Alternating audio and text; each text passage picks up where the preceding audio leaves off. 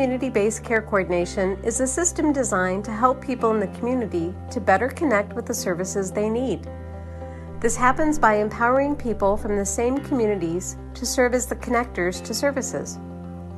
Community-based care coordinators, often community health workers, are trained to know what services are available and how to assess and understand what services a person needs.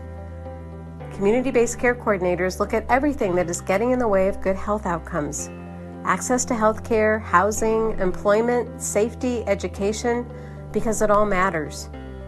These barriers to health, or risk factors, are identified and translated into pathways. One of the primary objectives of pathways is to find individuals who are at risk for poor health outcomes. Because the work is tracked electronically, pathways can help measure success at eliminating risks and helping people with what they need.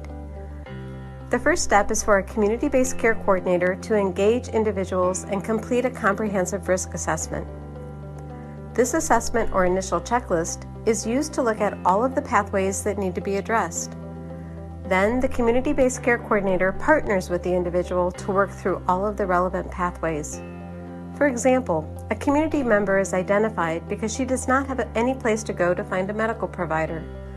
She would be assigned the medical home pathway, and that pathway would not be completed until her community-based care coordinator confirms she made it to the appointment.